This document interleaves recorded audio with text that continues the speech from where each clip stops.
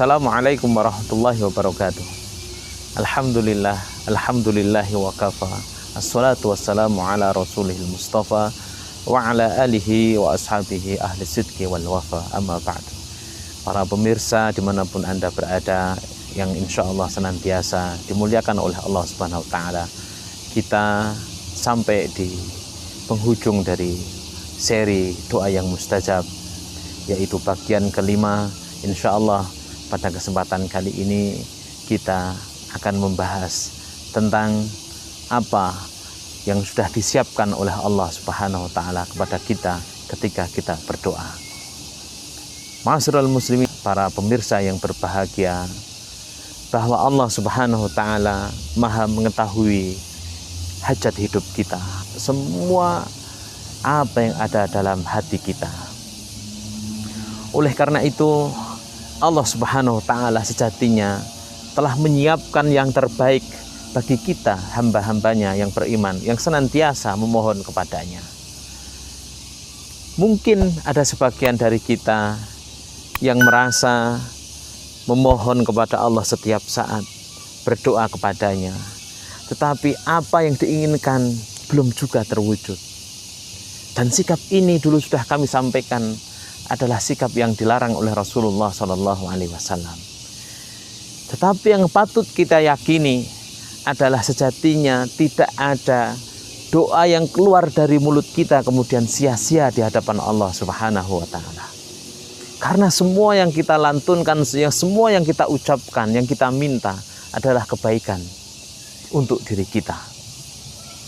Rasulullah SAW, "Ma min muslimin yad'u bi da'watin laisa fiha ismun aw qati'atu rahimin illa a'tahu Allahu biha ihda salasin."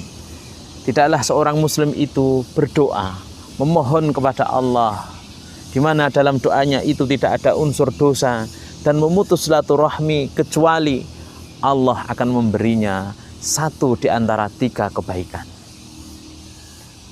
Yang pertama, Rasulullah menyatakan, imma an tu'ajjala lahu da'watuhu.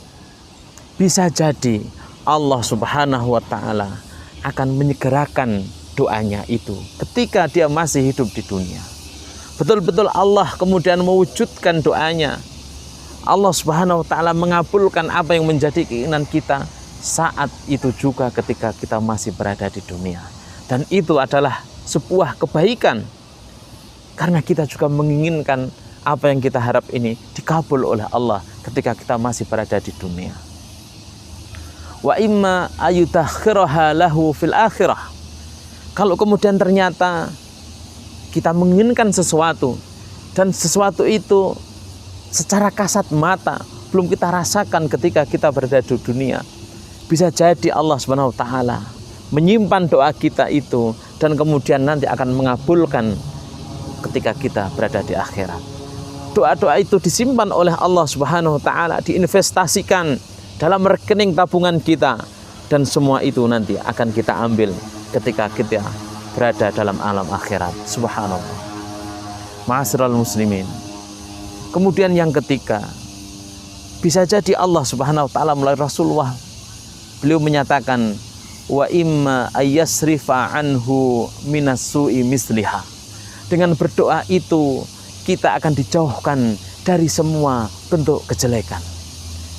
Ma'asyiral muslimin, ini adalah juga sebuah kenikmatan tersendiri bagi kita, sebuah kebahagiaan dan kebaikan bagi kita manakala kita hidup di dunia ini dan dijauhkan oleh Allah dari kejelekan-kejelekan.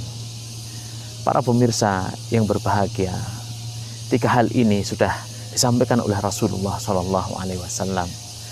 Saat itu para sahabat kemudian menanggapi, idzan nuksir ya Rasulullah. Kalau begitu kita harus memperbanyak berdoa wahai Rasulullah. Rasulullah menjawab, Allahu akbar. Dan Allah jauh lebih banyak akan mengabulkan doa-doa kita. Subhanallah. Ma'asyiral muslimin, semoga betul-betul di bulan Ramadan ini Allah Subhanahu wa Ta'ala mengijabah semua doa dan pinta kita. Diampuni dosa-dosa kita, dikabulkan hajat hidup dunia dan akhirat kita. Rabbana atina fid dunya hasanah wa fil akhirati hasanah wa qina adzabannar.